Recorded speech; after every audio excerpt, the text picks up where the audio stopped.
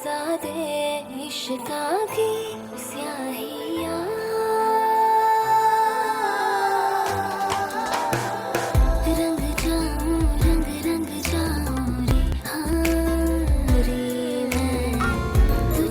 শাড়িটা ছিঁড়ে ফেললে?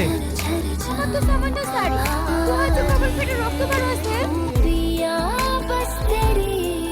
হঠাৎ কি মনে করে?